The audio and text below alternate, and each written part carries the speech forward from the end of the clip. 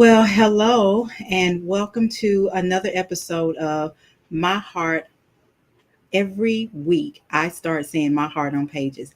This is not My Heart on Pages. This is the power of your story.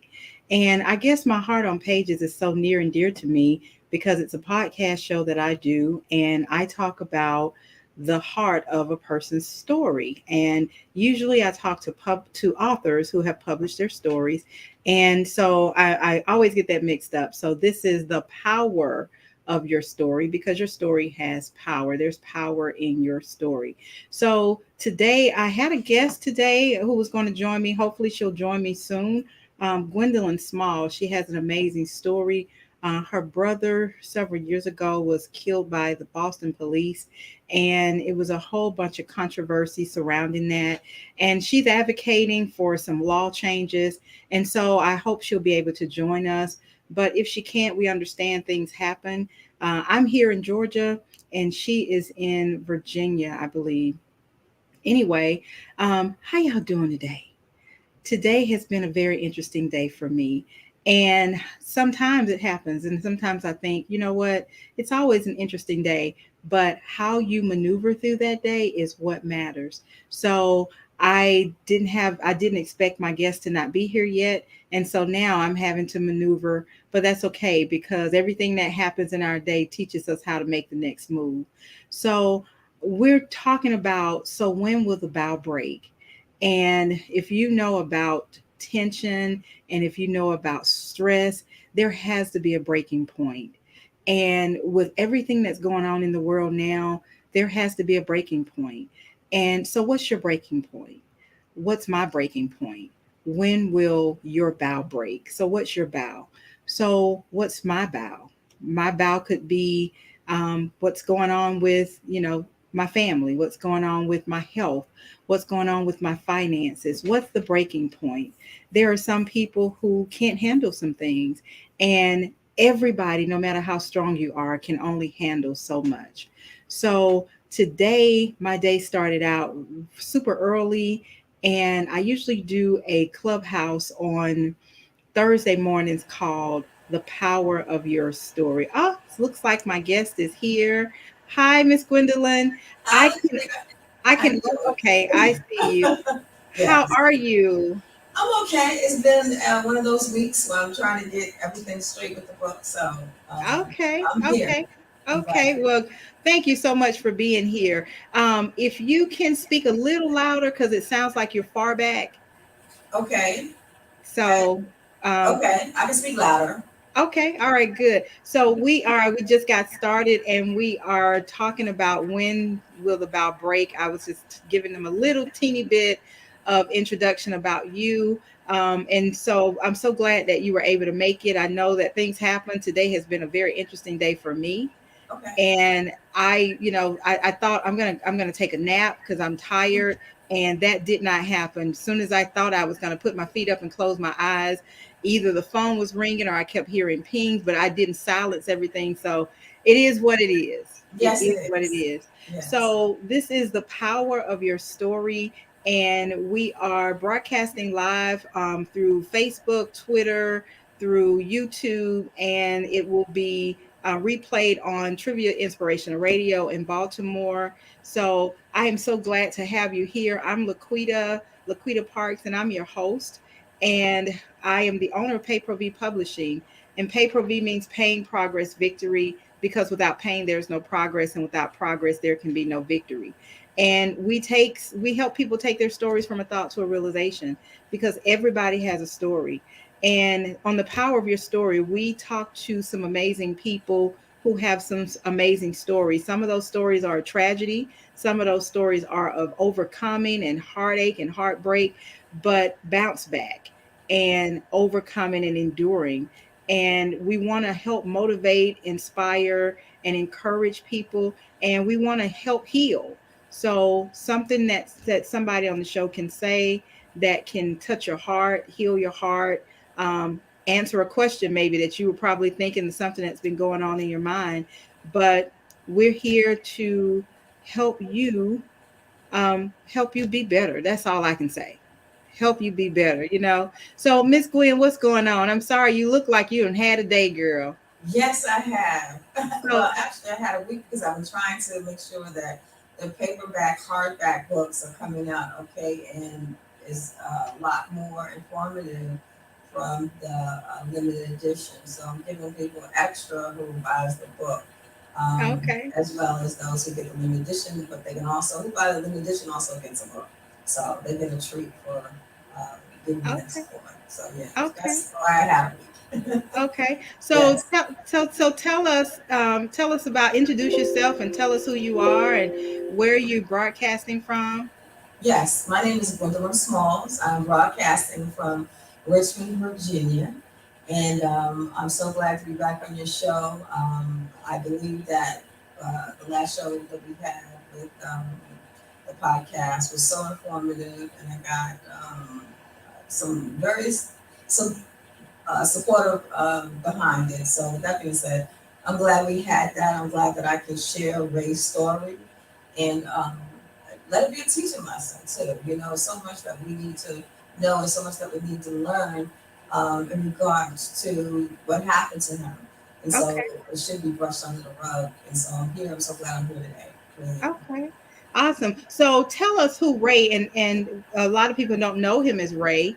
And we had a conversation about your book, and your book that is coming out soon, or it's ready now, right? Yes, it's on Amazon. Once you Okay, buy a awesome. break, you have to type in Gwendolyn Lambert Smalls and Okay. it will pop up. Yes. It looks Okay. just like my shirt. Okay, awesome, awesome. And so we had a good conversation on when we did the interview on the podcast, about a month ago, and we Mhm. talked about your brother. So give us some background information about your brother. Tell us who he was, and walk us through why people know his name. Okay. His name is Linwood Lambert. Raymond is his middle name. That's where we get Ray from. And he's a junior, so he's named after our father. And he's our father only son. He was about 5'8", maybe 220, 225, maybe 250. Um, he went to school, Brian and Stratton. He was learning to be a mechanic. He was also working down in South Boston for a scaffolding company. He has a daughter. Her name is Raven, named after him.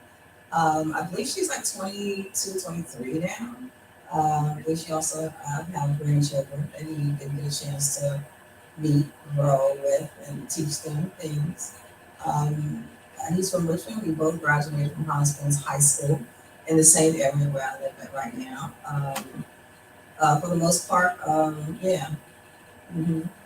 Okay. So why is his name in the media? What happened to him? So if you Yes. want to share what happened to Raymond. Yes. He's in the media because he died in police custody. He called police 3 times to get help. He knew something was just not feeling right. So with that, it took them 3 times to come to locate his hotel room. So once they found his hotel room, which is surprising to me because when you go into the Super 8 motel, or hotel, I think it is, on Bill Tuck Highway, which is named after Bill Tuck, who used to be governor there, governor of Virginia. Um, it's right across the hall. You can't miss it at the desk. So if there was noise going on, then that would have been obvious. So with that being said, he was escorted out with his hands cuffed behind his back, and he gave them permission to take him to Centra Halifax Hospital. And by the time they got there, his paranoia has heightened, and he broke out the squad car window on the left hand side because that's where they had him at. They didn't have a seatbelt on him. So in the video, you can see him basically turning around at the other police cars, which was 2 additional cars behind him as he was being driven to the hospital. So that also played a part in, I say, his paranoia that he was Hmm. going through at the time. Hmm. And so by the time he got to the hospital, he ran to the slide glass doors. Most of the window was broken out. The doors didn't open, but there was a security guard there. You can visually see the security guard in the video from the squad car. This is not a hospital video. You can see the security guard just sitting there at like a podium. So it's not like he got up to get involved and see what he could do to help. So But the sliding glass doors to the emergency room were locked. yes, they did not Okay. open. And you can see Okay. that in the video because he slammed it to them, thinking that they would automatically open because of the sensor. So in the Mhm. sensor, as we know, in the grocery store, even in the library where I'm actually at now, the doors open. You know Mhm. what I mean? So there's no issue in how come they didn't just automatically open. And Mhm. so when he slammed into the door, he fell backwards. So as he was falling backwards, he hit his head on the hospital wall, and then they just start tasing.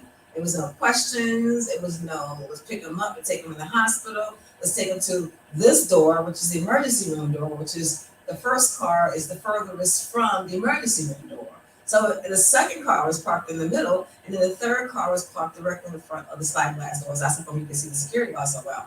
So it was like, okay, so how come they didn't just do that? So they start tasing him, and So um, I'm sorry. So you're saying so he the doors didn't open, no, and so he's kind of bounced off the door yes, and fell out. yes, And instead of so they started tasing him while he yes, was on the ground. Now, were the handcuffs still on him? yes. So he fell on Okay. his hands. So just imagine falling backwards after trying to go into the sliding glass doors and then it opened. So you don't know what position your hands in.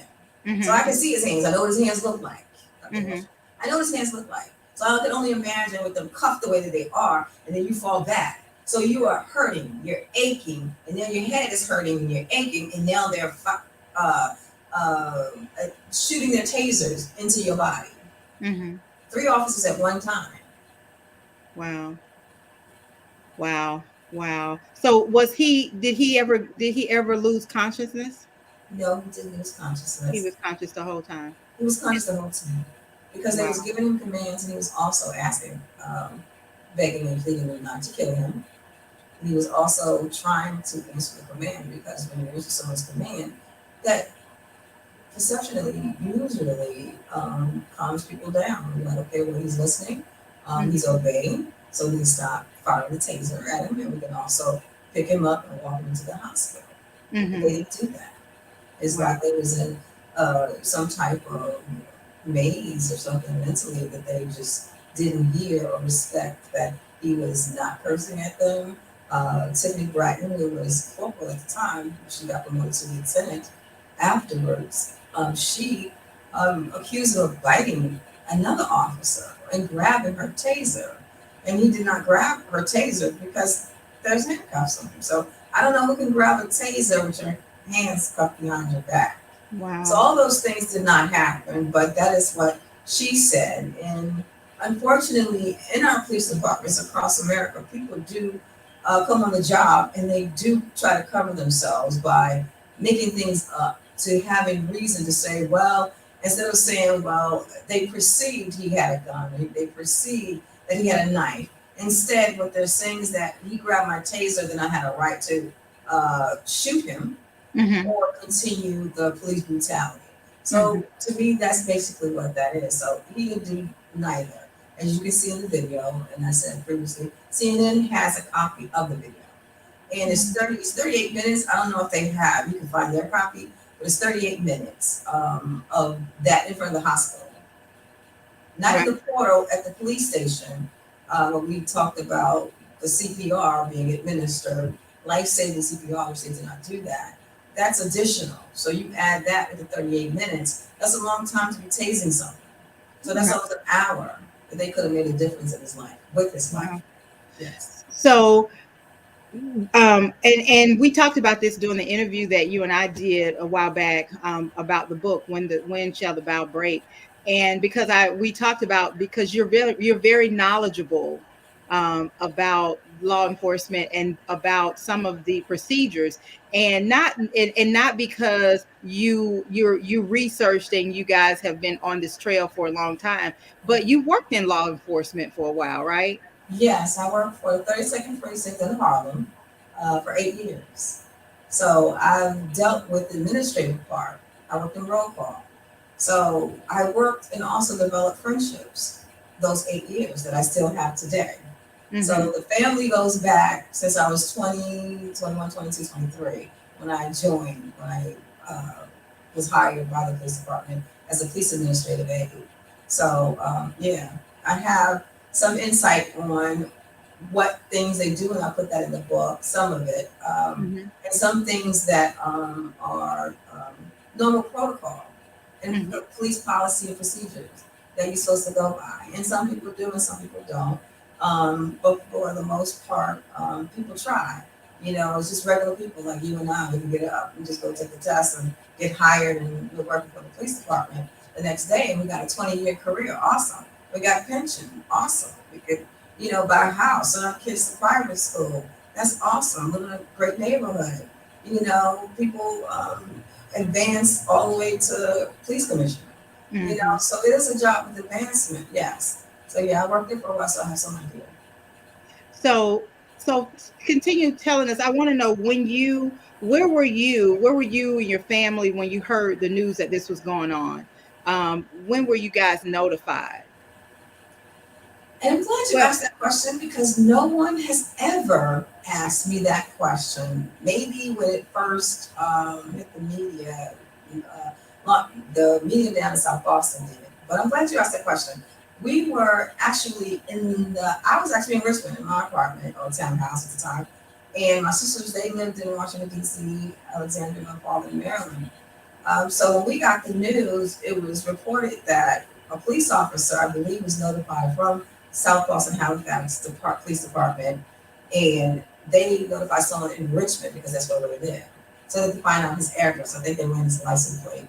I'm not sure if that's what Sergeant Ricker told me. He was the one who lead the inquiry on Ray's mysterious death, is what they say. And so it was a card, a police card. So I'm only going to assume it was a detective. I don't know too many policemen have cards. But I'm assuming it was a detective card that was left in the door at my parents' house. It's right around the corner from where I live. So that's all they got. So it was no official notification like you would say you knock on the door and you tell them that, someone in your family just lost someone in your family, and give them a chance to get information on where they could find them and what they need to do next, and notify the rest of the family at the same time. That wasn't done. So they got the card, and I got the card the next day. I was notified through my sister. She called me, and I was like in another world. I still couldn't understand what she was trying to tell me. As my daughter and I were going shopping, it was a Mother's Day weekend, I believe it was. So they was having a sale for the Mother's Day weekend because Ray passed away May 4th, so it was before then. Mother's Day is after that. And so I was totally like in the wilderness. Like, what is she talking about? She's going on the phone. And so when his girlfriend pulled up in my parking lot, I still didn't understand what she was saying when she was saying, Ray died last night. And I'm like looking at her like, what is she talking about? But I understand why now. But once everybody got to the house, you go to the house, and something tragic like that happens. And I got the card, and I was thinking, okay, I think I'm going to have to take control of this only because I know how it goes. And hearing the stories about how they were notified, and nobody's talking about what happened to Ray, and making phone calls, nobody's saying anything. I'm like, okay. The newspaper had an article, but the first thing they threw out there was he was on cocaine and he was tased and then he died. That was by Chief Bennett. I see his face, but I can't think of his name. One of the chiefs down in South Boston. So I was like, well, that doesn't make sense. Okay, so he got tased once and he had cocaine in his system, then maybe that's what happened. Those two things, combustion together, caused him probably to have a heart attack. But then 2 years later, after getting attorneys, because I wasn't getting any answers the whole time that I was calling and trying to find out, they weren't giving me any answers at all. I felt like they was giving me a runaround and basically making me file for the Freedom of Information Act. I'm like, why do I have to do that? I'm talking to you on the phone. That's what I was talking to Sergeant Bricker. I'm like, I don't have to do that. He didn't know I worked for the police department, but I was just saying, I don't have to do that. And we didn't develop that relationship either. And normally in a situation like that, people look out for you. They're like, okay, well, you're part of the family, so let me help you get information about what happened to your brother. Instead, it was shut the door, slam the door. So then I knew something else was going on. So when we got the attorneys, when the family got the so attorneys, wait, you said 2 years? It took 2 years to yes, 2 years. Two so years we so filed all the of the lawsuit. So all of the footage that they have on on the news, it wasn't on there. They didn't show that No, before. oh, let me tell you the story with that. Our lead attorney, his name is Tom Sweeney, he got the video. So we would be talking back and forth because I'm like pushing him to find out more because I'm like, Tom, he's like, well, we need more meat on the bone. I'm like, Tom, there's something that doesn't sound right. And so he got the video. He said he was busy. He got two secretaries, so he was always busy. So he calls me one late night and he was like, you got to sit down. I'm like, what are you talking about? And he said, I saw the video. And he said, you're not going to believe it. I'm like, what are you talking about? He said, the video's been sitting there for a week. And I thought it was just, like you thought. It was a tasing, he had a heart attack, and that was it. This is the meat on the bone. Because he was tased 20 times. It was so horrific. I made chills now. It was so horrific. He had to call me after hours, after he saw the video. And then he made phone calls. And then when he made phone calls, we were on TV. So, yeah. Wow. Mhm. 20 times. 20 times. Nobody within those 2 years, nobody ever said he was tased 20 times. No, not at Wow. all. Not at all. I even called the Commonwealth Attorney's Office, Tracy Quackenbush, but she just got voted in. Uh, Michael Freshour was running against her to keep his seat. So he lost against her. So Ray File was on his desk from May 4th, and whenever Sergeant Ricker gave him the file, I could only assume, on his desk until November election time. So that's what, no May to November. No one called our family at all. So the whole 5 or 6 months, I'm calling trying to get information, and no one's speaking to me. So I guess they were waiting for the election to be over. I didn't know that. So when Tracy Quackenbush got the file, she claimed that she was investigating it, but she missed the window of opportunity for all the charges she could have charged them. So after a year with the police department, if the Commonwealth Attorney doesn't file charges, the statute of limitation is over. So that was 1 year gone. And so the second year going, I heard from some of the elected officials who were African American down there was saying that they were basically hoping that it would get brushed under the rug. Yeah. Wow. Wow. Just hide it and it'll go away. Yes. It'll go away. Wow. Yeah. So let's go back. So he ran into the sliding door window, sliding door glass. It didn't open. He fell back and he had his hands behind him, and so they started tasering him. And then what happened? Did they tase him then? Is that where he passed? What happened? No, they kept tasing him and tasing him. And he was saying, "Please don't kill me. Why y'all trying to kill me?" Then he said, "Baby girl, please." If you listen to the video, he also said, "Yes sir, no sir." It's very audible. Some of it's not, from what I heard from the FBI. They listened to the tape, and from what I understand, they listened to the tape several times, and they listened to it very intricately, like little second by little second, everything several times. And I guess they was trying to see, like Adam Lee said, they saw smoke, but they was looking for fire. You know what I mean? So with that being said, you could hear him say all of that the entire time he's talking. So they're tasing him. I didn't see exactly how many times they tased him in front of the door, because that's a good question, versus how many times they tased him in the back of the car. But they did tase him a total of 20 times, according to the FBI report. And you can see, like, every second, every minute that they tased him. So they tased him on the ground, picked him Yes. up, because was he able to walk? Did they pick him up, or he was able to walk to the car? So No, they they had to pick him up because they hog tied him, and hog tying is when they put his two legs together with a zip tie, and they make it for him to be able to move. And something just stopped me from thinking, but it keeps him from being able to move his legs at all. And I don't know why they need that. If you really look at the video, they didn't really need to zip tie his legs. It made no sense because he wasn't going anywhere, laying down on the ground. And if you're tasing him, I don't know if they had any tasing and training, meaning that they got tased and training so they'll know what it feels like. I've seen videos like that. Then they would know also that he didn't have the strength. If you really look at him, he was tired. He was tired by them tasing him on the ground after he fell backwards. He just got off of work, I'm sure. He had a little cocaine in his system. According to the autopsy report, it's 0.001, which is probably 4 ounces of wine. Number two is he also had a little alcohol, but I don't know how many percentages that was, but it wasn't a big deal because cocaine stood out in the whole media and out of the elected officials' mouths and his criminal background versus what happened to him and how can we help the citizens of our community, whether they're visiting or living there. Mm-hmm. So I Mm-hmm. don't know how many times he was tased, but no, he couldn't get up. They was giving him commands to get up, but he couldn't get up. So the three of them had to lift him up off the ground. And if you look at him leaving from in front of the hospital, then they was putting him in the car. So when they was putting him in the car, um, you can see that there's no way that he could have gotten up on his own. So they He put needed help.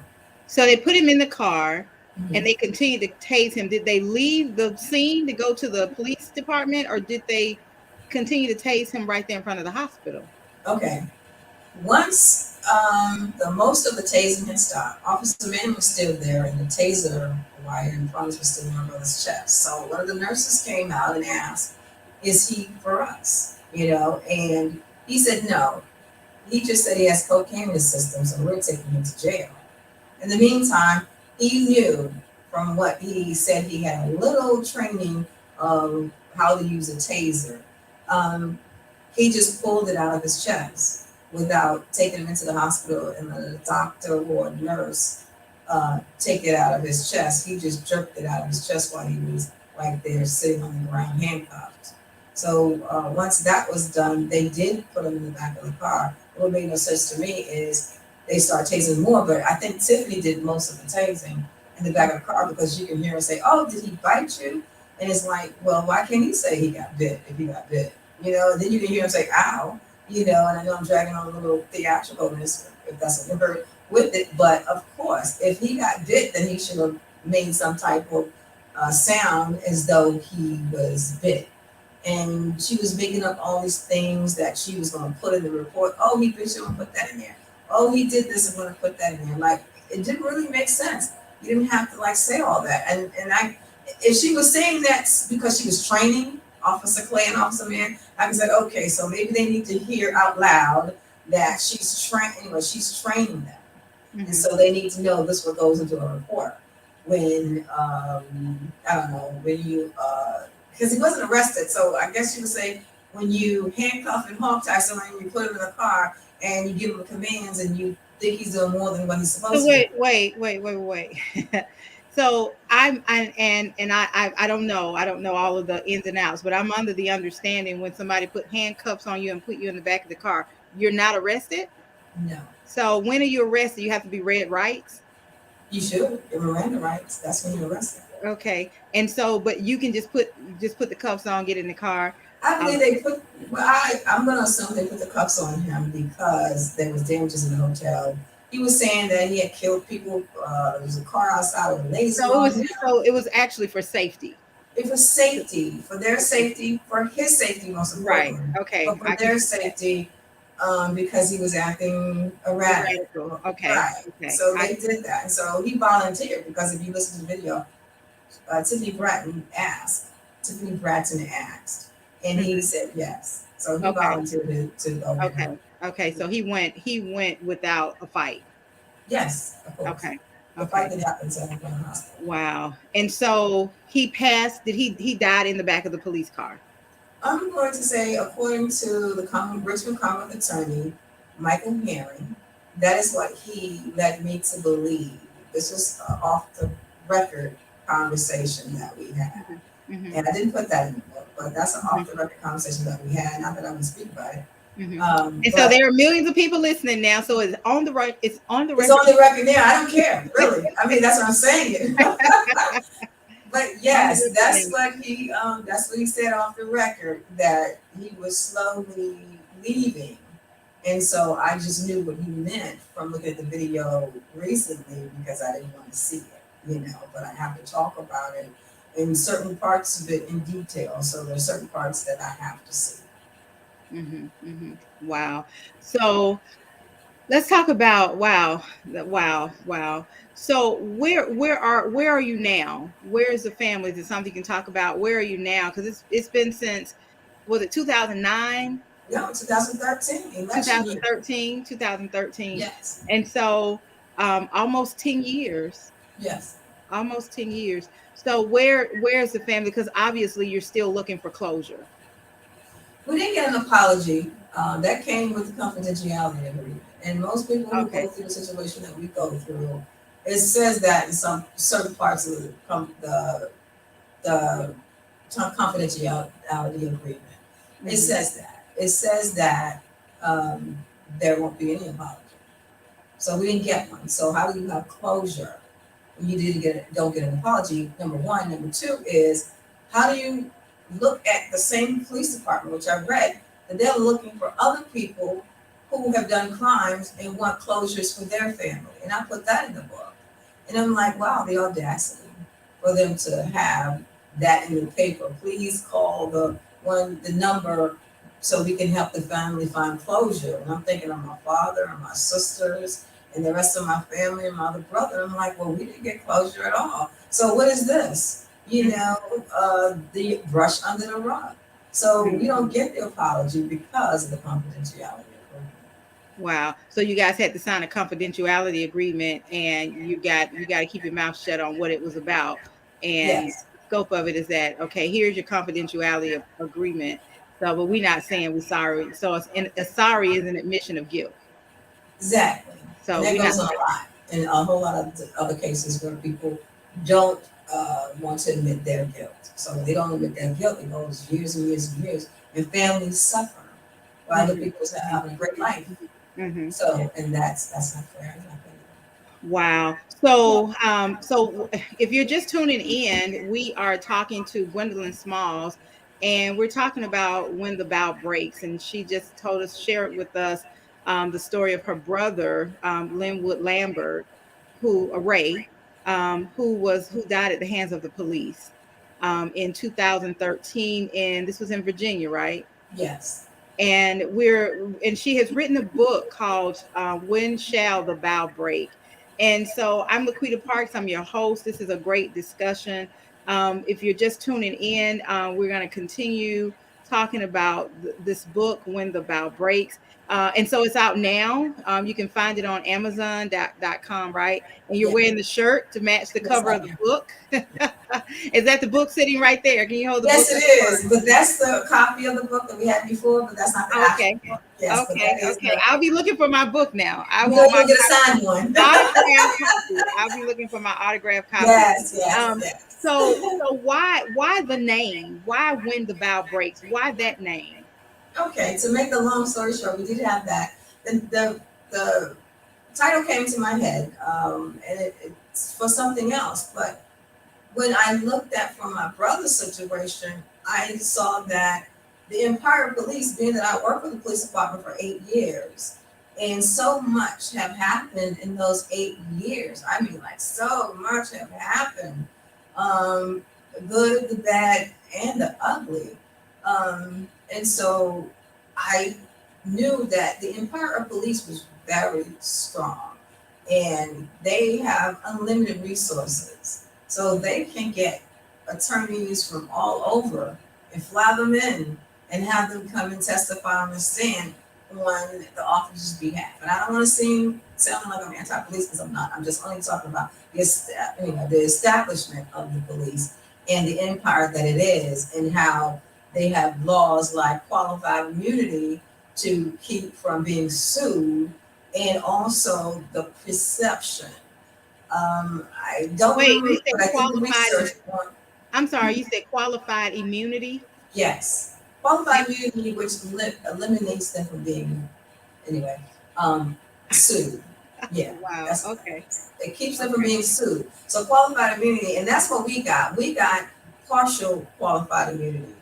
And what Judge Kaiser said that from his report is that tasing Ray on the ground at some point was unnecessary because he obeyed the command, but he could not get up. So after a certain point of tasing, no, that's it. So we were very fortunate that he didn't throw out the whole entire federal civil rights case because he allowed us to go by the law.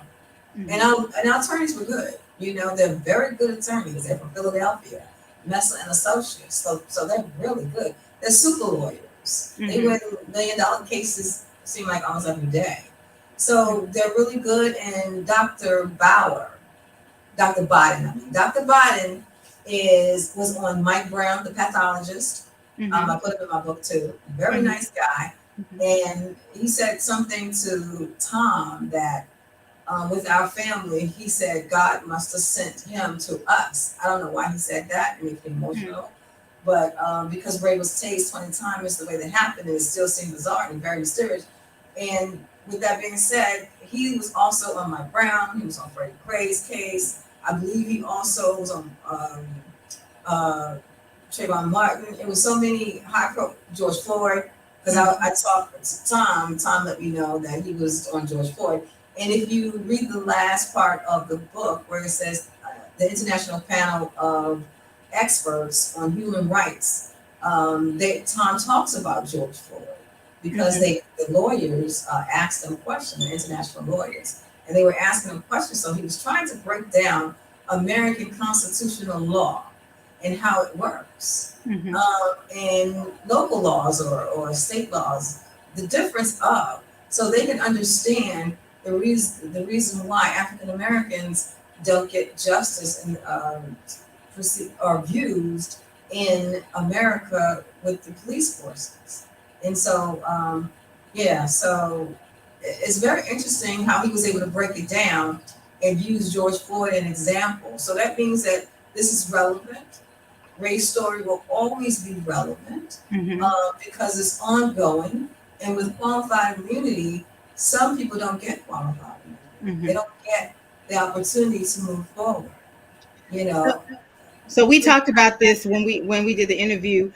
So your mission, what's your mission with the book, is to help bring attention to the laws and change laws, because we until laws change, we're going to continue to see all of the same things happen to a certain group of people. yes, So we have to do what we can. There are laws, and we talked about this before. There are laws that have been put in place that yeah, were put in place hundreds of years ago that have not been changed. hmm, They're still the same laws. yeah, And when those laws were put in place, the beginning, we were property.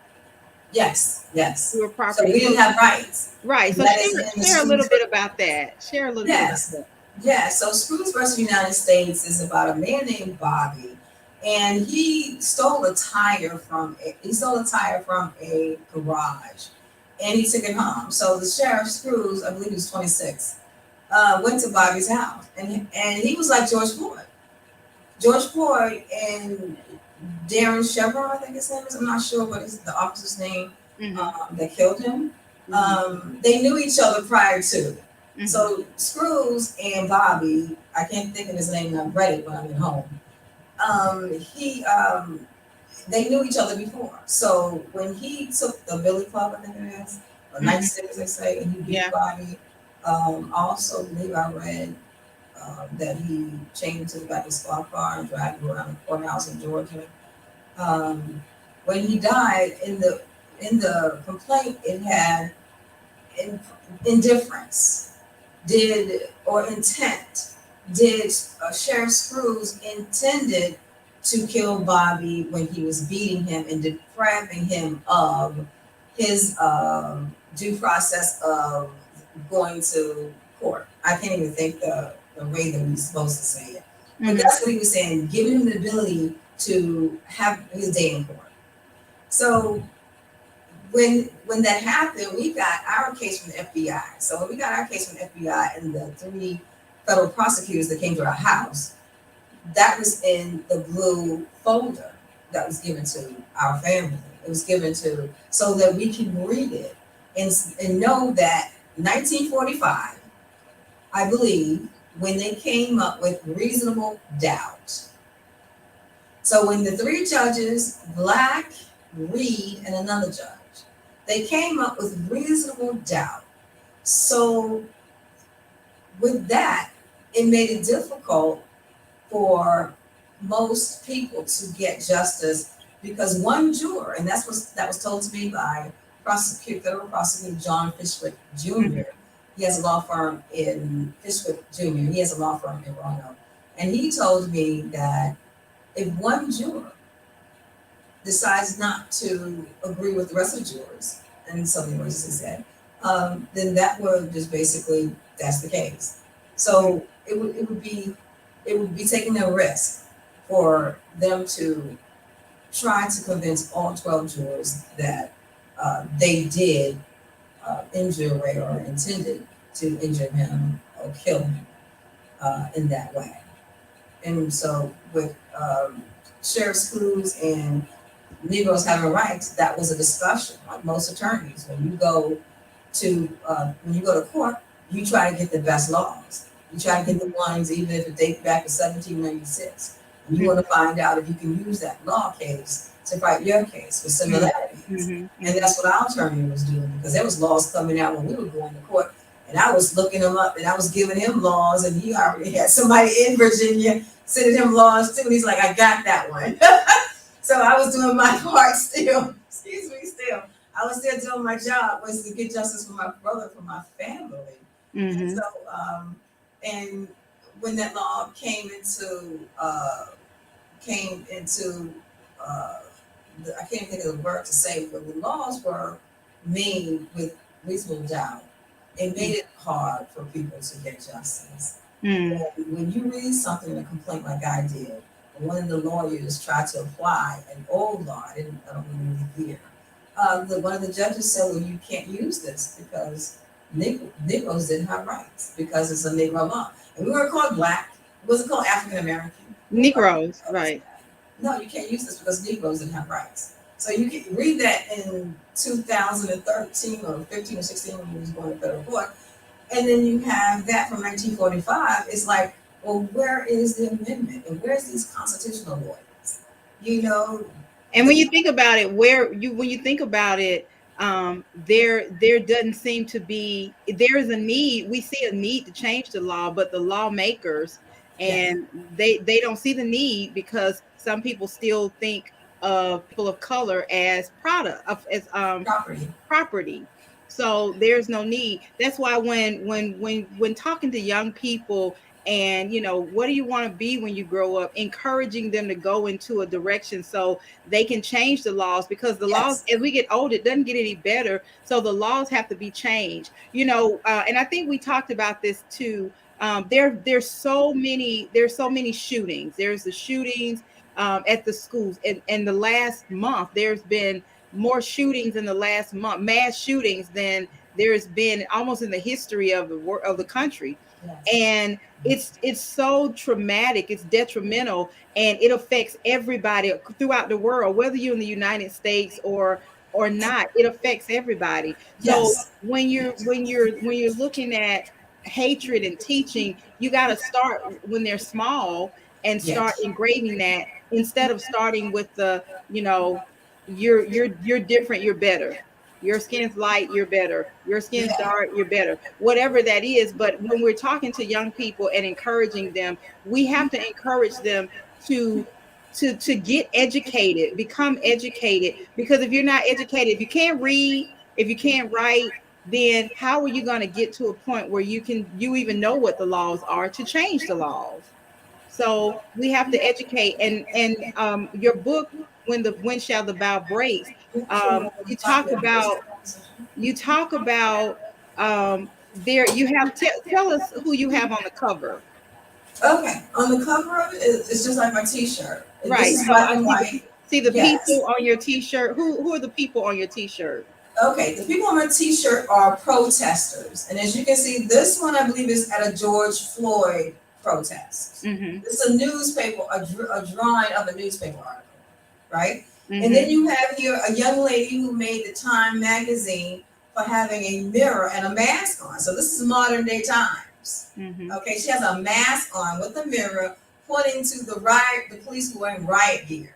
It's like, I remember this article because and I also remember them talking about it on the news when I used to watch TV a lot. And it was like, wow, and I think it was on Gail King with CBS.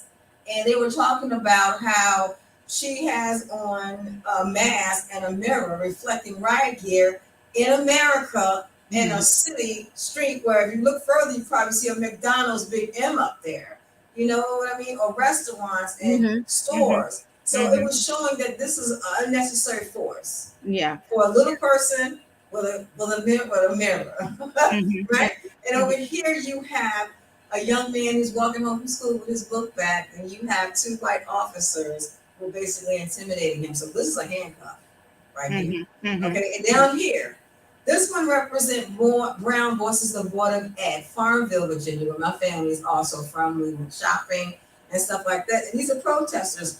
I am man, I am woman, and I don't remember what this one says, but they're outside walking around on the sidewalk like our families used to do back in the days in front of the Woodworths, in Mhm. front of the stores who wouldn't serve them Mhm. lunch at the lunch counter. So I Mhm. tried to pick pictures, and I'm glad that this was put together this way.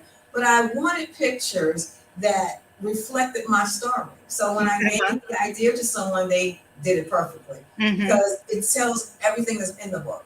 Don't give me Mhm. pictures that don't say anything about the book because I've Right. seen things like that before. Give me pictures that says something about my book. So Right. So what's it about? Now, everybody has a place when and we see it all the time. There is somebody dies.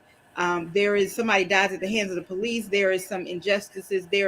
And you have the mass protests. You have people marching, people for weeks, sometimes months, and then everything goes silent.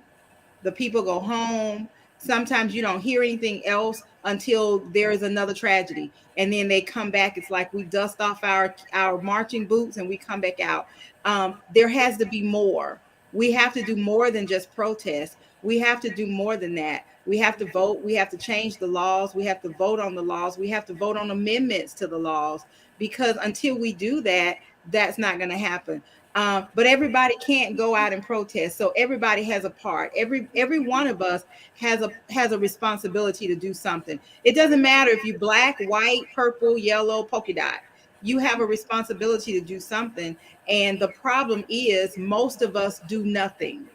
yeah, We come to our homes, we have the conversation in our homes, whether we're criticizing, whether we're heartbroken, whether we're in a prayer position, whether we're praying. We don't do anything. We go out and we show outwardly, I'm mad about this, I'm mad about it. And then sometimes we go out and we do the same thing. I had a good friend of mine who always tells me, be careful that you don't become that which you hate. I heard that Um, saying before, and be that's careful interesting. careful Yeah, that you don't become that which you hate. So I hate the treatment that I'm receiving, so I'm going to go give that treatment to somebody else. right, So I become what I hate, right, instead of doing something that's going to make a difference for you and me, that's yeah, going to make a difference for our children. And so some of the things that's going on, we need to be doing something so that our grandchildren are able to see a difference. But instead, looking at your book, you just pointed out, here we are in 2022. That's 20, some of that happened in 2021, 2022, and it seems as if we've gone backwards. Do you feel that way? I can't say that we've gone backwards. No, I think that we have progressed from where they were. We just believed that we were woke. We believed that we were friends. We believed that we were with post-racial issues in America because we had a black president, President Barack Obama. So I think that we were basically not sleeping on the fact that, like some young lady said in an article that I read, is like black people should never, ever, ever believe that the other side is ever going to quit being keeping them oppressed. This is a white lady article. And so when I read the article and she said some other things, but I was like, that's very interesting because we were never friends for some people.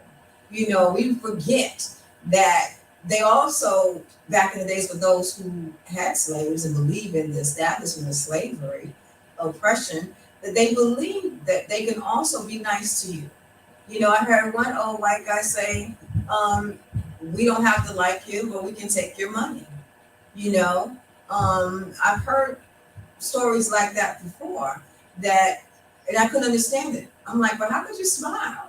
And listen to people say, well, sometimes a smile got slaves killed. It didn't mean that you was they was gonna be nice to you, you know. And I believe that was I saw that on the View that Mm-hmm. one of the ladies said that, and I was like, well, then I'm missing part of history. And when you said earlier that we have to raise our kids that way, we have to, because I'm seeing now that it's not happening.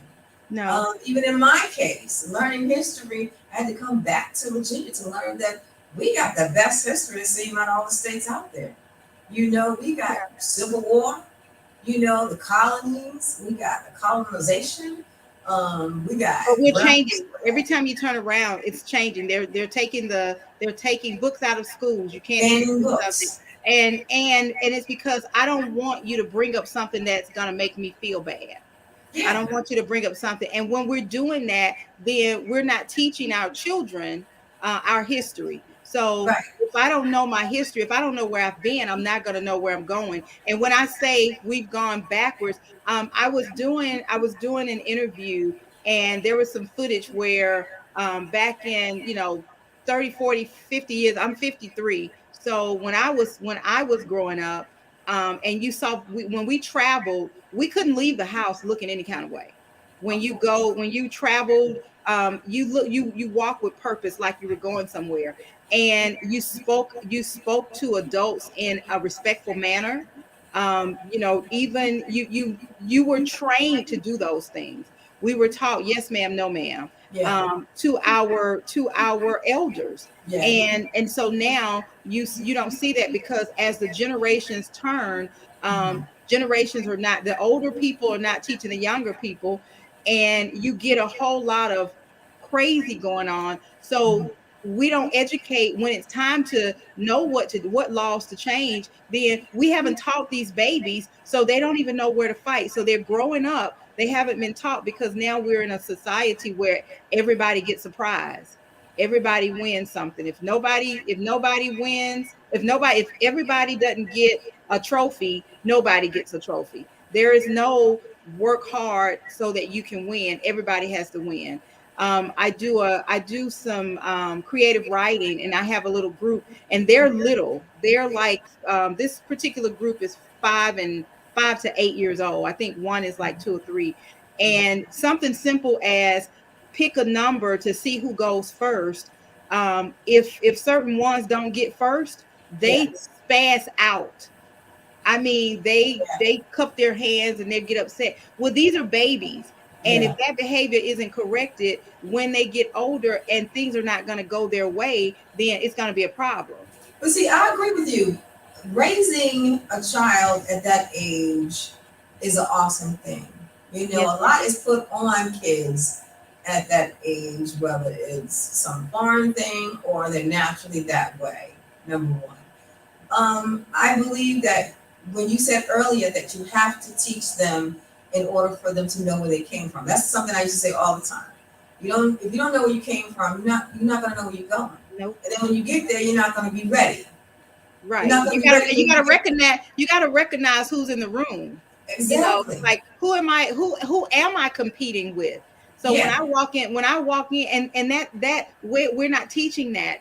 right, Because it's hard for me to teach you something I don't know. If I tell you go make up your bed and you don't know how to make up a bed, you're gonna do what you think you can do. But if I don't go and show you how to do it, right. it's not gonna get done. Man, this has I cannot wait to get the book. I cannot wait to get that book. Our time is running out. This has been an awesome conversation. Gwen, tell them where they can connect with you. They want to purchase your book, if they want to connect with you, if they want to know more about your brother, and just what can they do? Tell them where can they find you? How can they reach you? Yes. And where can they pick up your book from? Okay. They can reach me. I have two email addresses. The first one is smallsg21@gmail.com. And my second one is Gwendolyn Smalls, spelled just like that on the screen, 035@gmail.com. I have two telephone numbers, but I use 804-687-0451.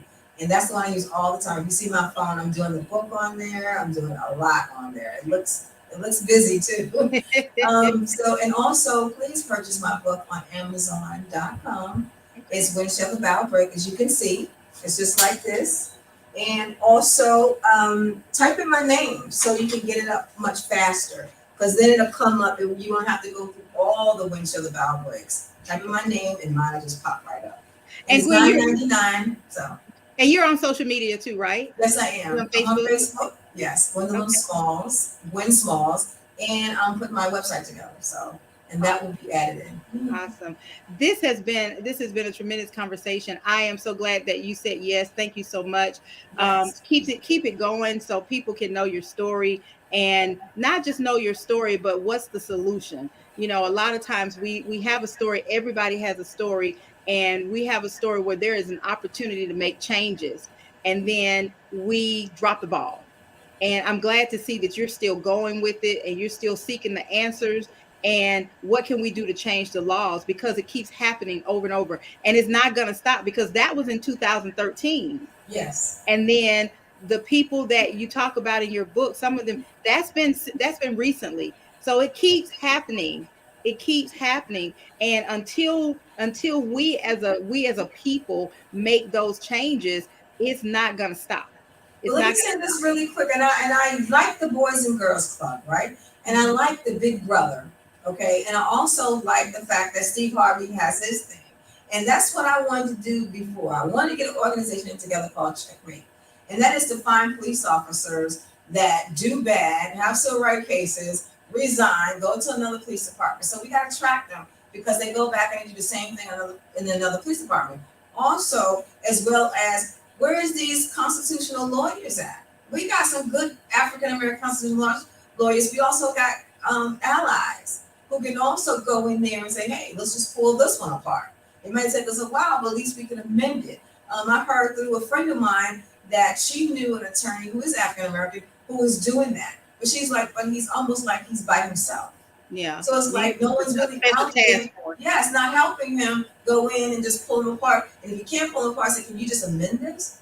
Yeah. Amend this to modern day times. Yeah. So it can be included because like you said, we didn't you say go back. I feel like we didn't necessarily go back. When we went back, we only went back to repeat the same thing. So history repeats Exactly, itself. exactly. So Right. listen, my people perish for lack of knowledge. And that means, hey, I'm sliding back because I'm positioning myself to be treated. So the powers that be say, hey, we don't need to change the laws because they ain't changed. They Right. still doing the same They're things not they don't for care. 40 So years. They right. don't care. So if we don't care, y'all, listen to me. If you guys are listening to me, listen to the sound of my voice.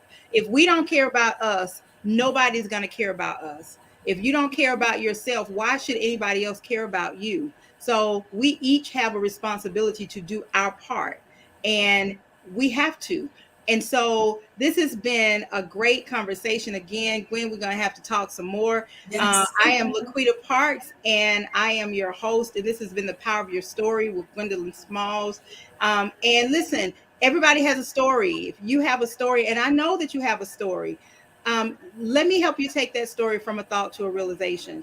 No matter where you are in your story writing journey, I can help you. If you have a story and you don't know how to get started, we can help you get started. Even if you've started and you find yourself stuck, we can help you get unstuck.